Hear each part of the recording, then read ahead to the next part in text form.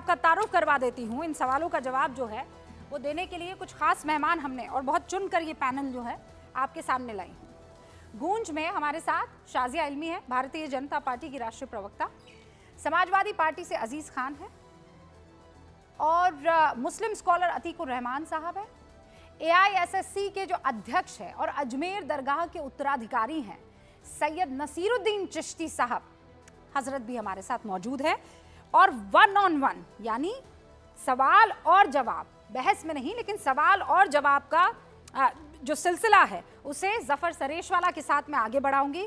जफर साहब आप सब जानते हैं, जाने माने बिजनेसमैन हैं, इस्लाम की बहुत जानकारी रखते हैं और तालीम और तरबियत एक संस्था चलाते हैं जहां तालीम और तरबियत दोनों पर बहुत खुसूसी ध्यान दिया जाता है। जफर साहब बहुत बहुत स्वागत है आपका।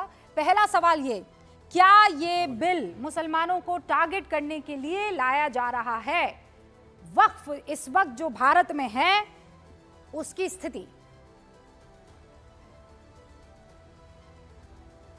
देखिए, ये जो बिल जो है उसको तो मैंने देखा नहीं ना, मुझे मालूम है। और मुझे मालूम है कि 95 में एक अमेंडमेंट आया था, फिर 2013 में भी आया था और अभी भी आया, और आज शायद ये पता चला है कि सरकार ने ये बिल जो है जॉइंट पार्लियामेंट्री कमेटी को दिया है तो वो तय करेगी। लेकिन देखिए रूबिका जी, मेरा जो प्रॉब्लम है वो पहली बात तो देखिए, वक्फ बोर्ड जो है वो हर जमाने में हमेशा से सरकार के मातहती है। जितने वक्फ बोर्ड है हिंदुस्तान में, हर स्टेट का वक्फ बोर्ड है और वो वक्फ बोर्ड का जो मेंबर होता है वो गवर्नमेंट अपॉइंट करती है। वक्फ बोर्ड का जो चेयरमैन होता है वो गवर्नमेंट अपॉइंट करती है। यहां तक के इनके सबके ऊपर जो होता है CEO वक्फ का, वो एक IAS ऑफिसर होता है। उसके अलावा ये जितने वक्फ बोर्ड है इनकी अपेक्स बॉडी है वो वक्फ काउंसिल है जो दिल्ली में है, जो गवर्नमेंट ऑफ इंडिया के अंडर में, उसका जो चेयरमैन है he is appointed by government of India, उसके जो मेंबर हैं वो गवर्नमेंट अपॉइंट करती है। तो वक्फ जो है उस पर पहले से ही गवर्नमेंट का कंट्रोल है। लेकिन देखिए, मेरा प्रॉब्लम वो नहीं है। मेरा प्रॉब्लम क्या है, और मैं चाहता हूं कि ये वक्फ समझने की जरूरत है कि ये क्या है। वक्फ जो है मतलब अल्लाह के लिए कोई चीज डोनेट की। और देखिए, रसूलुल्लाह सल्लल्लाहु अलैहि वसल्लम ने, जो हमारे peace be upon him, prophet Muhammad सल्लल्लाहु अलैहि वसल्लम, जब उन्होंने हिजरत की मक्का से मदीना, तो मदीना पहुंचने के बाद रसूलुल्लाह सल्लल्लाहु अलैहि वसल्लम ने सबसे पहले जो 2 इदारे कायम किए वो क्या थे? एक औकाफ था और एक बैतुल माल था।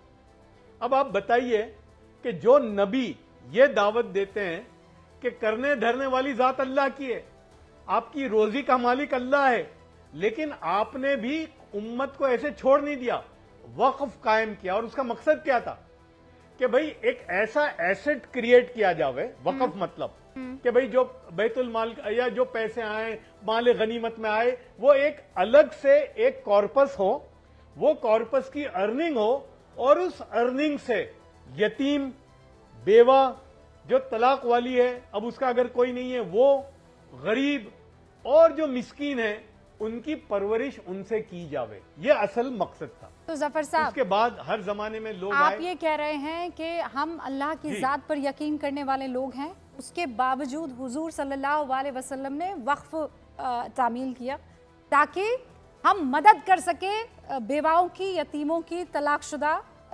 महिलाओं की। अब मुझे एक सच्चा सा जवाब दीजिए, हिंदुस्तान के वक्फ बोर्ड 30 के आसपास तादाद है।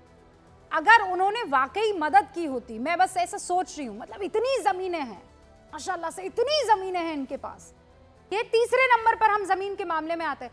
फिर तो हर कोई जो है जफर सरेशवाला बड़ा बिजनेसमैन होना चाहिए था ना, हर का घर जो है भर जाना चाहिए था ना, तालीम से भर जाना चाहिए, तरबियत से भर जाना चाहिए, पैसों से भर जाना चाहिए, सुकून से भर जाना चाहिए। तो फिर क्यों नहीं हुआ? क्या वक्फ तमीज के दायरे में या ये कहिए कि उस हद में काम नहीं कर रहा?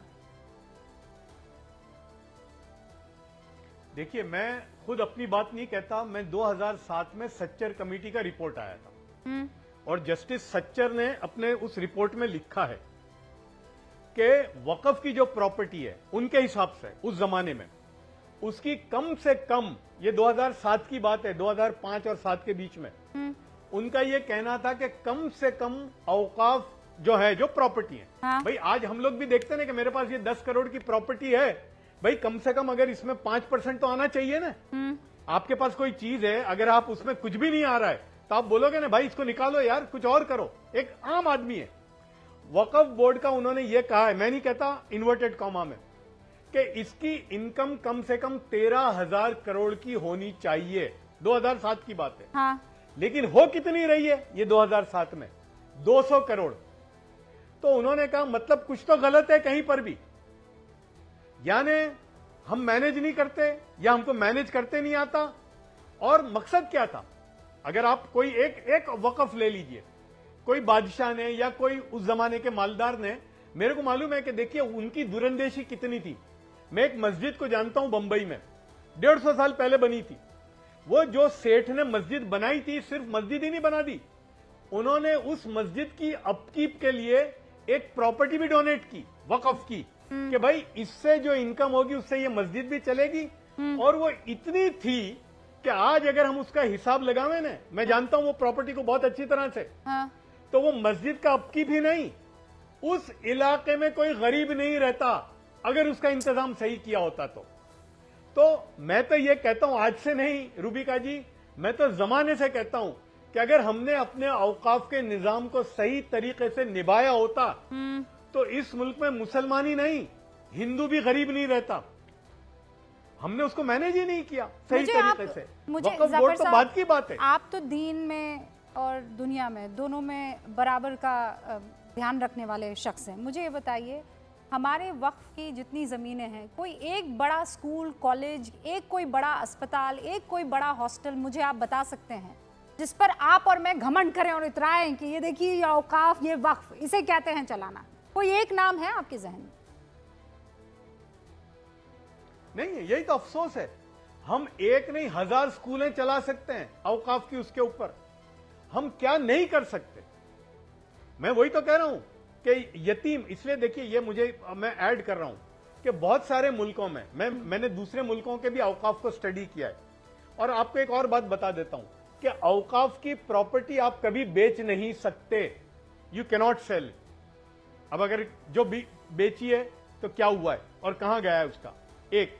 दूसरी बात, औकाफ का, मैं एक मुल्क के औकाफ के साथ उनका, क्योंकि वो लोग इन्वेस्ट करते हैं अब स्टॉक मार्केट में भी, शरिया कंप्लाइंट स्टॉक्स में भी, तो किसी ने फतवा पूछा, वो वक्फ वालों ने, उस मुल्क के औकाफ वालों ने कोई प्रॉपर्टी बेची होगी, तो वहां के ग्रैंड मुफ्ती का फतवा ये आया कि भाई आपने ये प्रॉपर्टी बेची है, कन्वर्ट बैक इनटू प्रॉपर्टी और convert into asset, don't keep it in cash. मतलब आप ये कह रहे हैं ये फतवा है। हाँ, मतलब जमीन रहनी चाहिए, वो कैश नहीं हो सकती है जफर साहब। और यहाँ तो जमीनों को, यानी जमीन भी बिजनेस के लिए बेची गई है, न जाने किस तरीके के आरोप है। जमीन से you create another property, you create income. हाँ, और उस इनकम को फिर आगे पहुंचाना है। Out of that. Alright Zafar साहब, मैंने आपसे बहुत लंबी चौड़ी बात की, मैं चाहती थी और बात करूं, लेकिन मेरे बाकी और मेहमान इंतजार कर रहे हैं। तो आप ये कहते हैं कि ये चेंज वेलकमिंग है, अगर एक लाइन में समझूं? देखिए, मेरा तो सरकार को ये कहना है, हाँ।